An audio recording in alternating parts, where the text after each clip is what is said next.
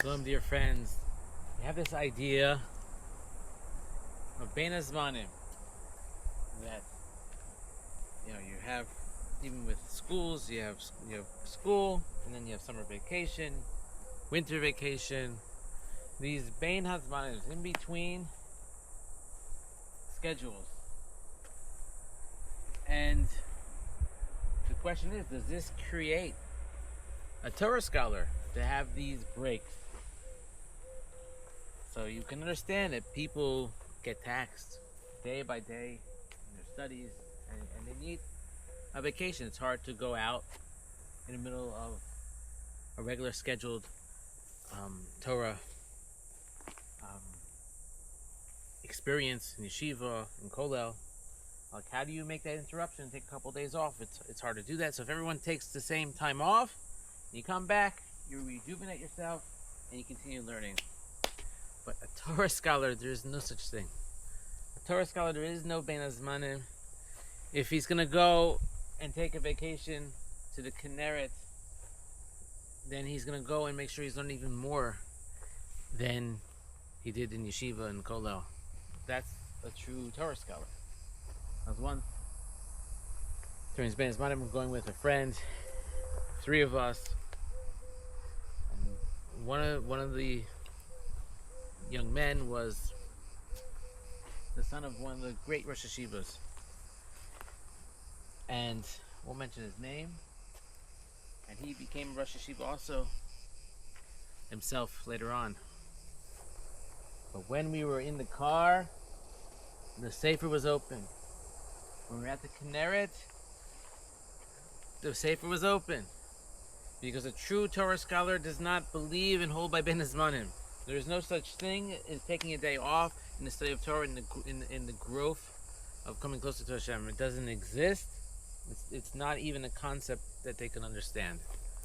So yes, there can be the idea of taking these breaks, but also we need to reflect it. How does it look when we take these breaks to the people, the soldiers who are in Gaza, stationed in the north?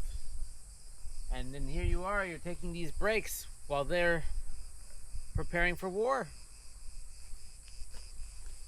So we have to understand that if we're going to take such breaks, it has to be done in such a way that does not make a chilul Hashem. And in general, we need to work on this. Meaning that if you're a bacher learning yeshiva, instead of hating on the actual soldiers who are not politically inclined, they're just serving to try to protect you. I mean, you protect them through the Torah study, and they're protecting you through being prepared for war or fighting battles. But you need to, just like you want them to appreciate you and appreciate our Torah study, we need to appreciate them. So we can't just take all these breaks, summer breaks, winter breaks, while people are suffering, while there might be a war going on, unless we take these breaks. We teach the students in yeshivas, like I had said, that a true Torah scholar, there is no Bein Hazmanim. Meaning, if you go on a trip, if you're doing something, you take a sefer with you, and you make sure you learn even more. I mean, Nachum was very machmid that when you travel, you should go to a mikveh. You should purify yourself, because when you're traveling, you can come to more sin and make more mistakes, because you don't have the same fear of the fear of people recognizing you when you do something wrong. No one knows you, so you don't have that extra.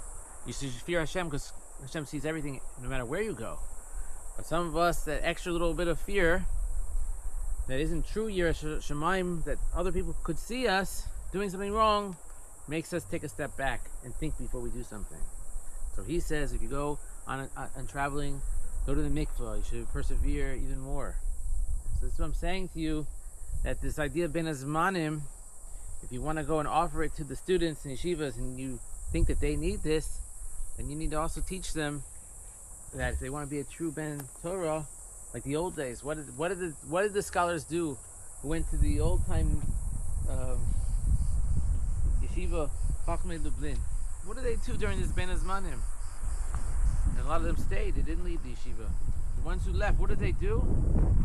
Or if they were planning to go to Chacham, they had to go and memorize 100, 200 B'lad Gemara. That's what they did during Ben Azmanim. Ben Azmanim, they went home and they learned even more. They worked even harder. So this is what we must do. And throughout the year, we have to show appreciation to those who are trying to, in their own understanding, their own way, to serve God through the army, through work, for whatever means it is, and also show appreciation to them, and not just look like we're a bunch of people taking breaks and taking advantage. No, we have to not take advantage. And you know, when they're Nebuch, when their soldiers dying in these wars, why yeshiva's not going out to the levayas and showing support, showing that they care? Why not go to the hospitals, say to them, like, there's so much more. I mean, people's hearts started to open up, and I saw there were people showing that they cared more what was happening, but a lot of people are distant. No, the non-religious are over here, and religious people are here, and and we're up here, and they're down there, and you don't know that. A person's soul root could be the reason that they're not keeping Shabbos and the kosher and kosher is because their soul is so high that they have more Yetzer Hara than you, and that one day they're going to be much, much higher than you, and even are higher now in their simple deeds.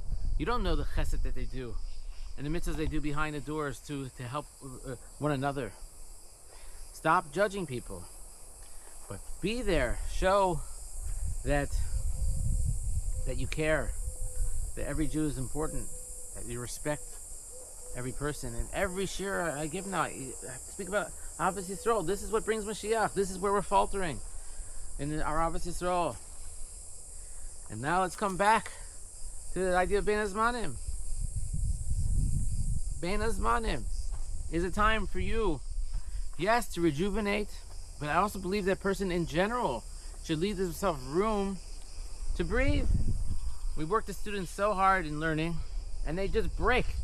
Most yeshiva students, they talk about going to Kola when they're older, this and that. Most end up just working a regular job and learning in the evenings, an hour if they're lucky, and they don't have that mentality doesn't continue with them.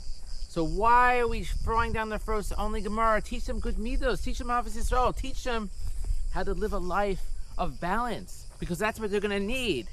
Yes, now is the time to go in and stick in the Torah study when a person is young, their mind is open, and you can't beat that. How much a person in their youth can take in,